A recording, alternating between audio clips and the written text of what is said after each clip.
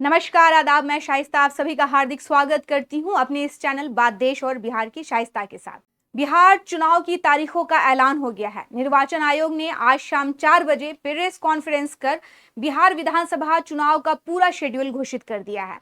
मुख्य चुनाव आयुक्त ज्ञानेश कुमार ने चुनाव तारीखों की घोषणा करते हुए कई महत्वपूर्ण जानकारियां भी दी हैं।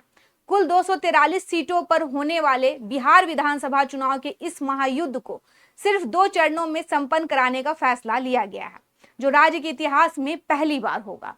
पहले चरण का मतदान यानी कि 6 नवंबर को होगा, जबकि दूसरे चरण के लिए 11 नवंबर को वोटिंग होगी। वहीं वोटों की गिनती की अगर हम बात करें तो वोटों की गिनती 14 नवंबर को होगी।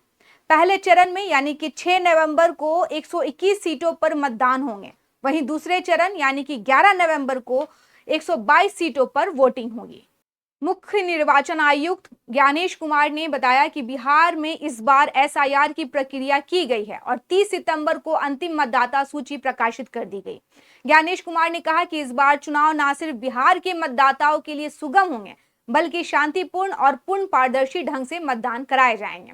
इसके लिए चुनाव आयोग ने सभी राजनीतिक दलों, प्रशासनिक अधिकारियों के साथ बैठक कर महत्वपूर्ण सुझाव लिए हैं। उन्होंने कहा कि बिहार में कुल 243 विधानसभा सीटें हैं। इनमें 203 सामान्य सीटें हैं, 2 एसटी और 38 एससी सीटें शामिल हैं। बिहार में मतदाताओं की कुल संख्या 7 करोड़ 43 लाख है। बिहार के फर्स्ट टाइम वोटर्स 14 लाख हैं। इस बार चुनाव आयोग ने मतदाताओं की सुविधा के लिए हर बूथ पर 1200 से अधिक मतदाताओं को नहीं रखने का निर्णय भी लिया है।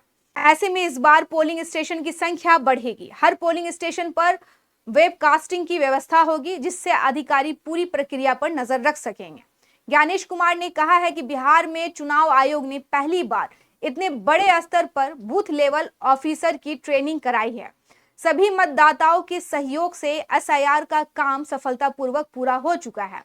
अब सभी लोग मतदान केंद्र पर पहुंचने पर अपने मोबाइल जमा करेंगे और मतदान करने के बाद ही अपना मोबाइल वापस ले पाएंगे। सभी मतदाताओं को पहले की तरह स्लिप दी जाएगी। निर्वाचन आयोग ने एक डिजिटल नेटवर्क वन प्लेटफॉर्म तैयार किया है, जिसमें टेक्नोलॉजी का बेहतर इस्तेमाल किया गया है। सभी ऐप को एक जगह पर लाया गया है। खैर, बिहार में विधानसभा चुनाव की तिथि की घोषणा कर दी गई है।